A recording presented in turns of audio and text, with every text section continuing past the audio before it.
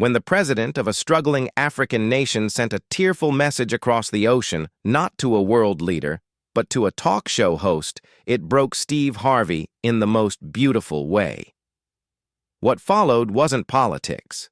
It was a soul-stirring connection between two black men, one leading a country through fire, the other leading hearts through laughter. This is the untold story of a message, a moment, and a brotherhood that moved the world. The message that shook the studio, the energy inside the studio was palpable. The iconic theme music of Steve Harvey's talk show faded as the camera panned across an enthusiastic audience clapping and cheering. Laughter echoed through the vibrant space, bouncing off the shiny black stage floor and elegant backdrop that bore Steve's name in glowing letters. The man himself, ever the charismatic showman, stood at the center, exuding warmth, wisdom, and that classic Harvey humor. Clad in a perfectly tailored navy pinstripe suit, with a crisp white shirt and paisley tie, he grinned broadly at the crowd, flashing the confident smile that had made him a household name. But today, behind that smile was a deeper anticipation. Steve wasn't just running another episode. He was hosting a segment that had captured his soul. This episode wasn't about celebrity gossip or comedy sketches. It was a special tribute to global leadership and unsung heroes. It was a concept Steve had insisted on, despite some pushback from producers who weren't sure how well it would resonate with the usual audience. But Steve had stood his ground. "People need to see what real courage looks like," he had said in a production meeting weeks earlier. "Not the stuff we read in tabloids, but the kind of courage that changes countries." As the applause died down, Steve addressed the audience with his usual blend of humor and gravity. "Now y'all know I like to talk," he said, prompting knowing laughter. "But today I want to introduce you to voices that don't always get heard. People who are shaking up this world with grace, grit, and God-given guts." The audience nodded, some clapped, others leaned in closer. They sensed this wasn't going to be a typical show. Behind the scenes, the crew was tense, but focused. The final segment of the show was still under wraps, even from most of the staff. Only the executive producer, head writer, and Steve knew what was coming, and even Steve didn't know all of it. As he prepared to close the segment and transition, to the surprise, he received a quiet buzz in his earpiece. "Steve, we have a surprise. You might want to sit down," came the voice of his longtime producer, Marcus. Steve raised an eyebrow and smiled. "Now, y'all know I'm not one to sit when the show's hot," he said playfully to the audience. But something in Marcus's tone made him pause. He walked over to a plush leather chair at center stage and eased himself into it, a curious smile on his lips. The studio lights dimmed. A hush fell over the audience. The massive screen behind Steve flickered to life, casting a glow across the room. Slowly, the image sharpened to reveal a man seated in a simple room. There was no lavish set, no background music, just a humble wooden desk, the flag of Burkina Faso hanging behind him, and the calm, steady presence of President Ibrahim Traoré.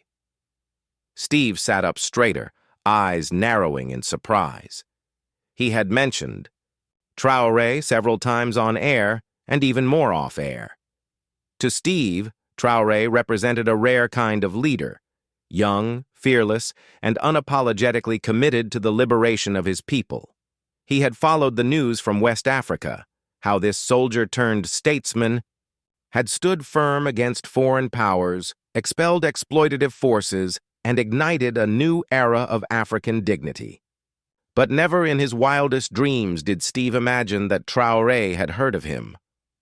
The president's voice began, calm and resonant, with a slight French-African accent that gave his words a musical cadence.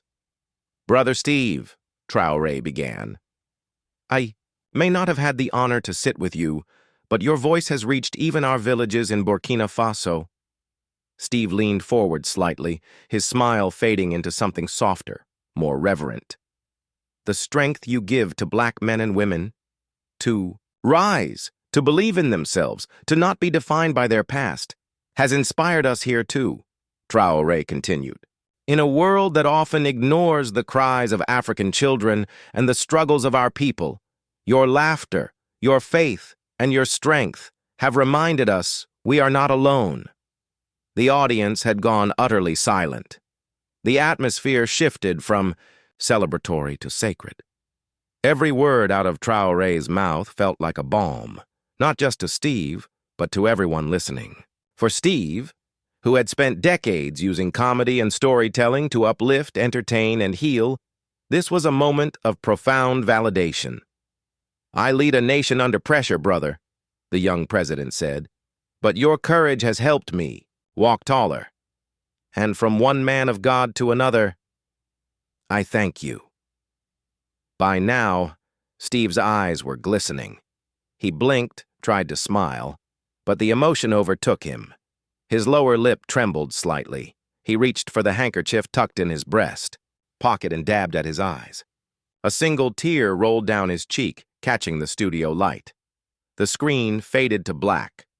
The silence lingered for a beat, then erupted into applause. But Steve didn't move. He sat still, the handkerchief now clenched in his hand, staring at the space where Traoré's face had been just seconds before. Finally, he looked out over the audience and shook his head slowly. "I wasn't ready for that," he said quietly. The crowd cheered louder, many standing, some wiping their own eyes. It was one of those rare moments in television that transcended performance, a genuine human connection witnessed by millions. Steve stood slowly, placing a hand over his heart. "You know, I've had presidents on this show before," he said. "I've interviewed actors, athletes, astronauts, but this right here, this was something different." He turned to the camera. "President Ibrahim Traoré, if you're watching, know this. I see you. We see you. And we thank you." The bus episode closed not with a laugh, not with a final joke, but with solemn applause and a standing ovation. The studio lights dimmed gently as music played, a soulful instrumental that carried the emotion of the moment like a tide. Backstage, the crew gathered around Steve, offering silent nods and embraces. No one wanted to speak just yet. They had all been moved. Later that night, social media exploded. Clips of Traoré's message went viral, shared by millions around the world. People from Harlem to Ouagadougou posted messages of unity, pride, and gratitude. Hashtags like Dr. Ibrahim Traoré, African Brotherhood, and Respect Real Leaders trended globally. In his dressing room, Steve sat quietly with the handkerchief still in his hand. The words of the young president echoed in his ears.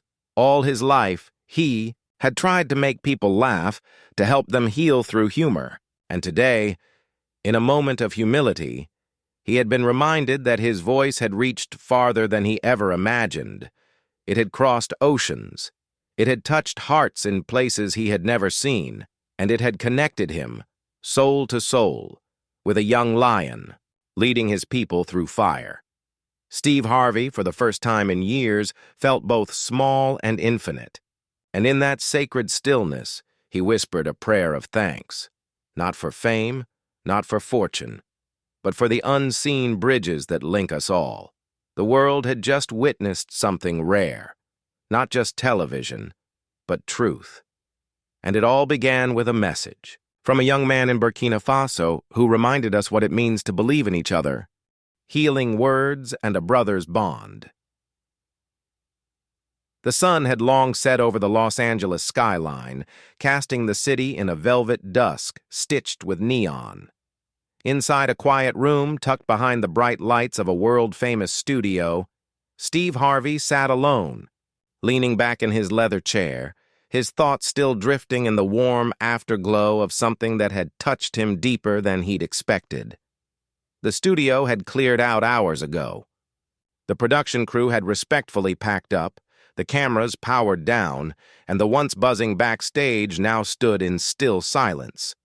But Steve remained, his eyes fixed on the screen of his phone, replaying the message from President Ibrahim Traoré again and again.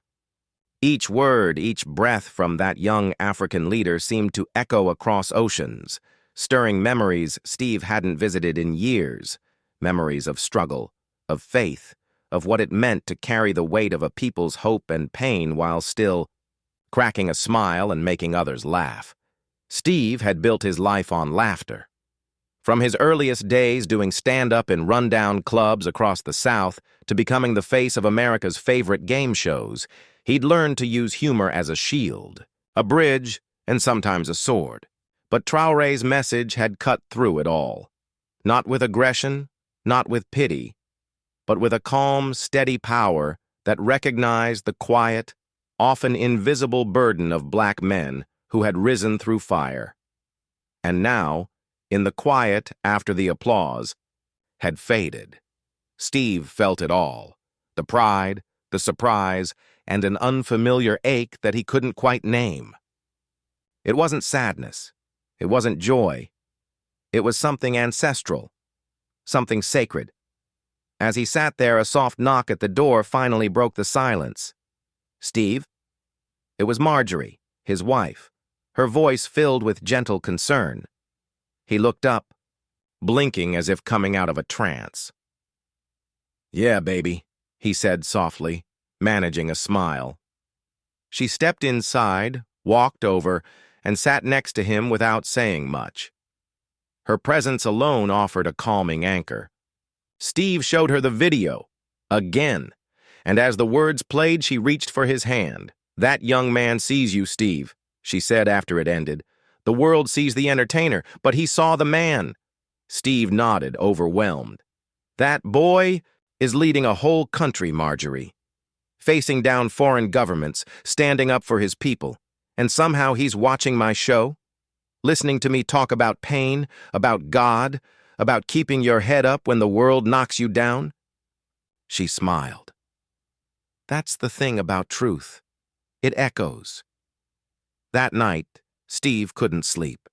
He lay awake thinking about Africa, not just as a continent, but as a beginning, a legacy, a mirror of everything America had buried in him and every fight he had fought to reclaim his identity. He remembered his first visit to Ghana, how the ground had felt sacred beneath his feet, how his heart had pulsed with a rhythm that felt older than his name. Now, this young leader from Burkina Faso had reached out, not for a political favor, not for fame, but simply to say, "I see you. I honor you." It was more than a thank you. It was a reunion of souls that had never met, but had always been connected. The next morning, Steve called his team.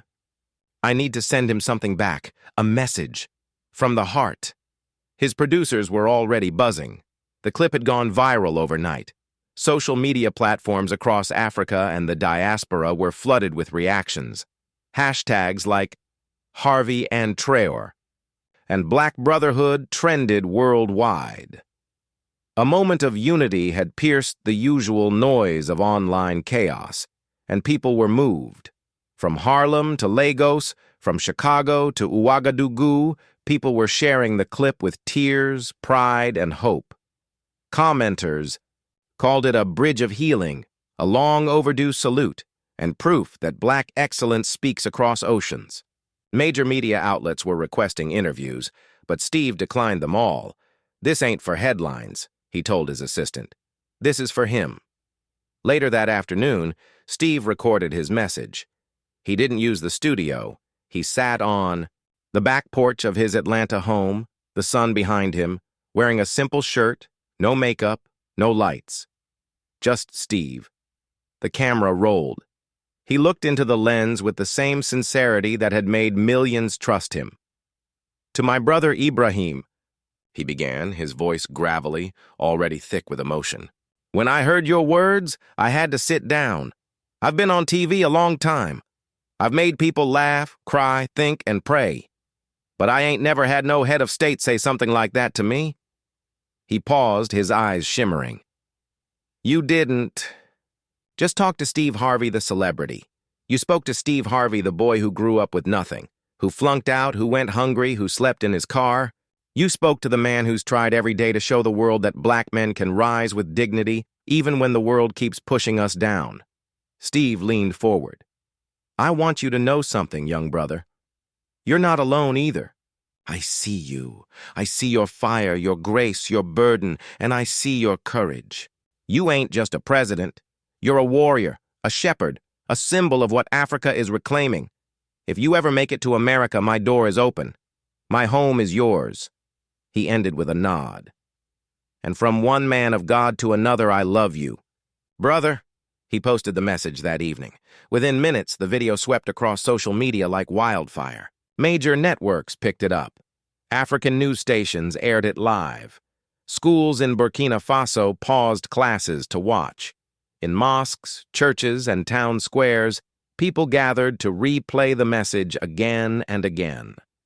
What began as a simple exchange of respect had become a global moment, one of healing, recognition, and unity. In Burkina Faso, President Traoré sat quietly in his modest office when the message reached him. His aides watched as the president, usually composed and firm, leaned back in his chair, visibly moved. He didn't speak for a while. When the video ended, he stood, walked to the window, and looked out at the land he had sworn to protect. He understands, Traoré finally said. He understands the burden of the black man's soul. That evening, Traoré penned a handwritten letter. Not drafted by an aide, not polished by a speechwriter. Just ink and heart.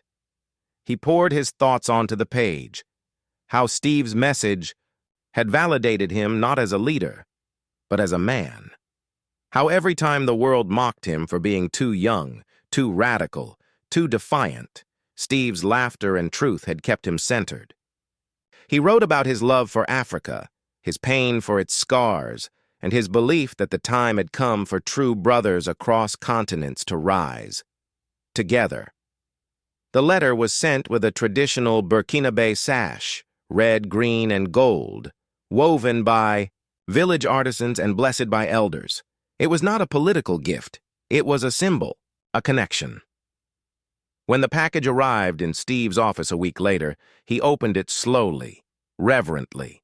The sash was beautiful, its colors vibrant, its texture rich with meaning. He read the letter, line by line, tears quietly streaming down. His face. He had received Emmys, NAACP Image Awards, honorary doctorates. But this was the highest honor of his life. A young African leader, standing in the eye of a geopolitical storm, had reached out, not with anger, but with grace. Not with demands, but with love. Steve had the sash framed in glass and hung it in the main hallway of his home. Every morning as he walked past it, he would pause, place his hand gently on the frame, and whisper a quiet prayer. For Ibrahim, for Africa, for all the sons and daughters of the diaspora still trying to find their way back to each other. The world kept moving. News cycles churned, but something had shifted, something deep. In barbershops and bookstores, in churches and classrooms, people talked about Steve and Traoré. They talked about manhood, about leadership, about healing the divide between Africans and African Americans. Young boys in Harlem began learning about Burkina Faso. Girls in Accra began watching Steve Harvey's motivational speeches. In a world hungry for hope, two men had unknowingly started a conversation that stretched across centuries of pain and possibility. Months later, during a UN summit in New York, Traoré made a quiet, unannounced visit to Atlanta. There was no press, no entourage, just a handful of aides and security. He had only one request, to meet the man who had become a brother in spirit. When the two finally met, there were no speeches, no cameras, just a long embrace between two men who had lived very different lives, but shared the same battle scars beneath the surface. They sat in Steve's backyard for hours, talking like old friends, about God, about struggle, about legacy. They laughed, they cried, and by the end of the night, they both knew something profound had happened. This wasn't just a meeting between a TV host and a president. This was the beginning of a new story, one where black men didn't just survive, but uplifted one another across borders and generations. When Traoré flew back to Burkina Faso the next day, he left with something Steve had given him. A framed quote that had hung in Steve's dressing room for years. It read, "Your mission is not just to survive the storm. Your mission is to become the storm that changes the sky for others." And with that, two men, born worlds apart, had reminded the world what true brotherhood looked like.